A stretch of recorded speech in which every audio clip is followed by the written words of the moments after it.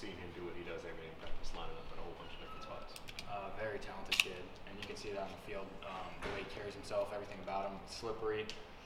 Kind of reminds me of Alvin Kamara a little bit. Okay. The time we played together, so he's a very talented kid. What is it exactly? I mean, I guess Alvin Kamara was on Monday Night Football. You guys see him the other night. What is it about the two that?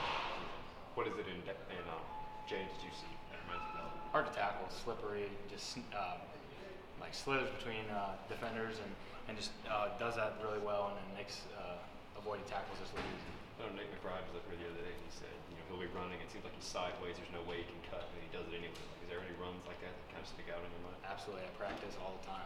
It's almost every other play, so yeah, he's very talented.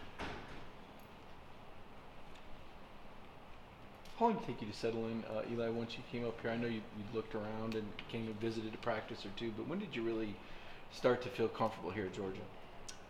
It was pretty quick with Jake and Charlie. Kind of invited me in right away to live with them, get out of the hotel I was staying at, and then they let me look for a place with some other teammates. So it wasn't long right after I got here that I felt like family, and everybody just kind of took me in. Are you a hunter like Jake? I mean, do y'all go do that?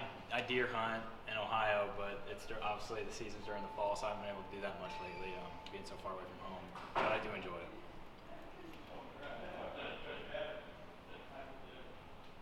Did you already know Jake and Charlie in Tennessee, or just so you just met them when you came in? I met them on one visit when I first got here. They came in on Sunday, took time out of their day, which was showed a lot to me. I was about to say, what did that mean to the attitude?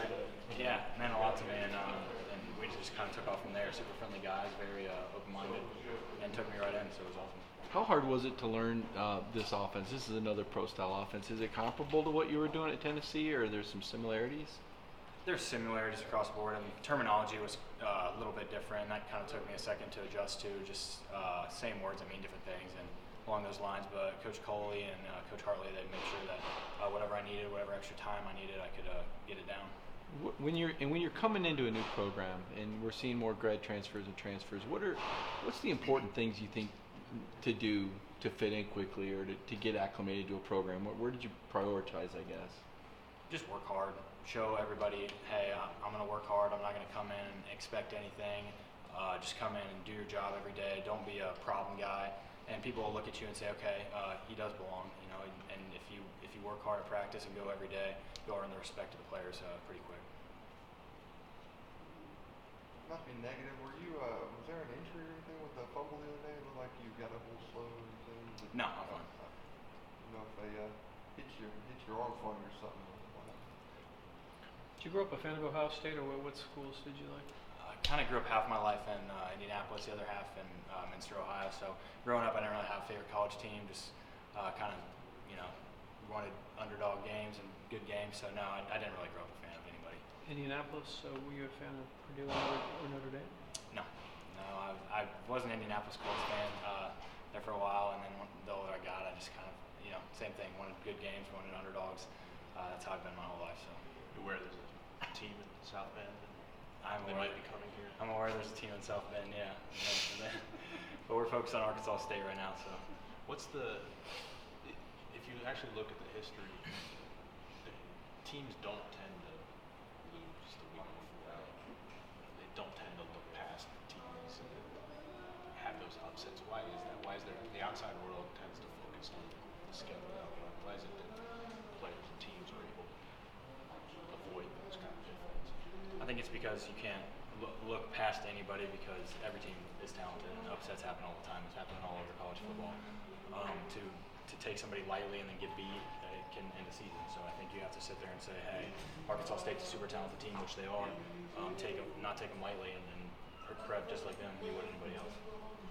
There is a team that just left that's had a couple bad losses. The assumption is that you're the luckiest and most relieved person in the world from where you went to where you are. Your reaction says that you're not going to give us anything like that. Yeah, I'm not happy at all. I grew up with those guys and played 4 years there with them, and it doesn't make me happy to see them lose, see their heartbreak like that. It's going to matter one game in the fall, and after it's over, those guys are still going to be my buddies for life. So I'm not happy to see them lose. I still wish them the best. Like I said, I'll accept that 1 week in the fall.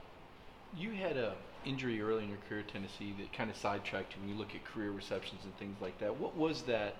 What was that injury earlier in your career at Tennessee? I can't remember it, and how far did that put you back as you started your career there? Yeah, I want to say it was my redshirt sophomore year. Second game, I think at Indiana State, it was had an ankle injury there that kept me out for 4 or 5 weeks, and never really was the same that season. It just kind of caught a little out route and came down, got tackled my ankle weird. But I don't feel any of that now, so I feel 100%. You started your career, I think I read 205 pounds. How do you gain? I know your brother Ethan was 250. I mean, how do you put on that weight and become a college tight end when you've been a receiver all your life? Like, what do you remember doing to gain weight? Obviously, me and my brother are built a little bit differently. He's 6'6", 250. But when I came, I was 205 pounds, played wide receiver my whole life. Got to Tennessee, they said, hey, you're going to play tight end, and you're going to do whatever it takes to put this weight on. So I remember sometimes waking up in the middle of the night, whether setting an alarm, eating a peanut butter sandwich or something quick, drinking protein shakes 3 times a day, just any chance you can get to snack and put that weight on. And the weight room was huge too.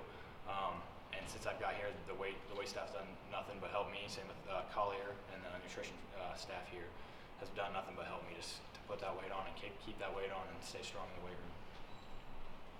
Was it a battle to gain weight? I mean, was it depressing at times? Like, I just wonder. I mean, going from 205 to whatever it was 239 seems like that would take a lot of. It took a while, and it was definitely hard mentally and physically to get there. But I never really looked at my weight and said, hey, if I am 220, I'm not going to be able to perform. I always looked at it, if I'm 220, I'm still going to be able to do what everybody at 240 can.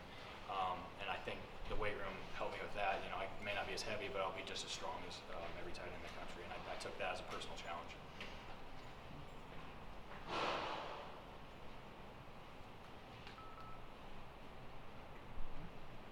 Thanks, Eli.